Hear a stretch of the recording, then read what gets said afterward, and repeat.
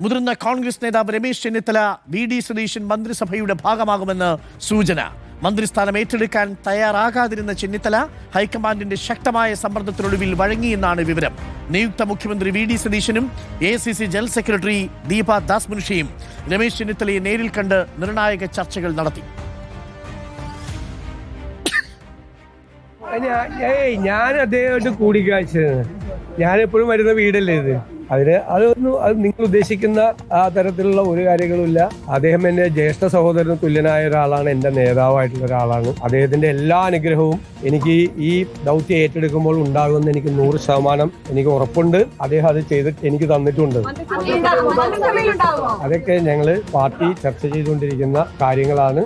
അദ്ദേഹവുമായിട്ട് തന്നെ കൂടിയാലോചിച്ച് ആ കാര്യങ്ങളിലെല്ലാം തീരുമാനമെടുക്കും. വി.ഡി. സതീശൻ മുഖ്യമന്ത്രിയായതിൽ ഞാൻ സന്തോഷിക്കുന്നു. ഹൈക്കമാൻഡിന്റെ തീരുമാനത്തെ ഞാൻ സർവാത്മന സ്വാഗതം ചെയ്യുന്നു. വളരെയേറെ വ്യക്തിപരമായ ബന്ധങ്ങളുള്ളവരാണ് ഞങ്ങൾ എല്ലാവരും. കഴിഞ്ഞ 10 വർഷത്തെ LDF ഭരണത്തിൽ നിന്നുള്ള കേരളത്തെ മോചിപ്പിക്കാനുള്ള ദൌത്യം അദ്ദേഹത്തിനാണ് പാർട്ടി ഹൈക്കമാൻഡ് ഏൽപ്പിച്ചിട്ടുള്ളത്. അത് പാർട്ടി പ്രവർത്തകരും ഞങ്ങൾ എല്ലാവരും കൂടി ചേർന്ന് നിറവേറ്റും എന്നാണ് എനിക്ക് പറയാനുള്ളത്. ഒരു ഉപാധിയില്ല, ഞങ്ങൾ തമ്മിൽ എന്ത് ഉപാധി?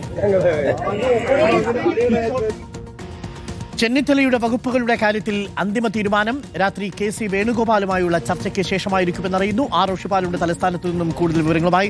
റോഷിപാൽ, ഇന്നും രാത്രിയിലും കൂടിയാലോചനകൾ ഉണ്ടെന്നാണ് മനസ്സിലാക്കുന്നത്. എന്തായാലും ഒന്നുറപ്പായി ഹൈക്കമാൻഡിന്റെ സമ്മർദ്ദത്തിന് വഴങ്ങി രമേശ് ചെന്നിത്തല വി.ഡി. സതീശൻ മന്ത്രിസഭയുടെ ഭാഗമാകും. പക്ഷേ ആഭ്യന്തര വകുപ്പ് രമേശ് ചെന്നിത്തലയ്ക്ക് കിട്ടുമോ എന്നുള്ളതാണ് ഈ മണിക്കൂറിലെ ഏറ്റവും പ്രധാന ചോദ്യം.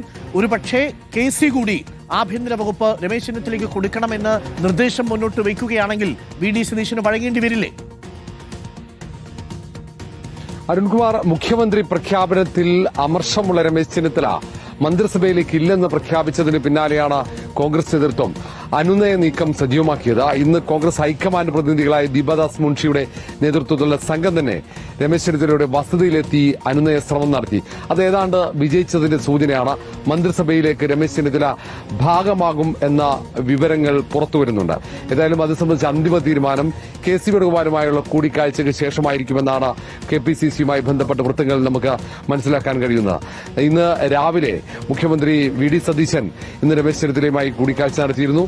രമേശ് ചെന്നിത്തല ഒപ്പമുള്ള ജ്യോതികുമാർ ചാമക്കാല, അബിൻ വർക്കി, അൻവർ സാദത്ത് അടക്കമുള്ള MLA-മാരും അവിടെ ഉണ്ടായിരുന്നു. അങ്ങനെ പ്രധാനപ്പെട്ട നേതാക്കളൊക്കെ കൂടിക്കാഴ്ച നടത്തി. രമേശ് ചെന്നിത്തലയ്ക്ക് പ്രധാനപ്പെട്ട വകുപ്പ് നൽകി മന്ത്രിസഭയിൽ ഉൾപ്പെടുത്തണമെന്ന ആവശ്യം കോൺഗ്രസിൽ ശക്തമാകുന്നുണ്ട്. ഇന്ന് രാവിലെ റെയിൽവേ സ്റ്റേഷനിലടക്കം രമേശ് ചെന്നിത്തലയെ പ്രവർത്തകർ വലിയ രീതിയിൽ വൈകാരികമായിട്ടാണ് മുദ്രാവാക്യം വിളിച്ച് വരവേറ്റത്.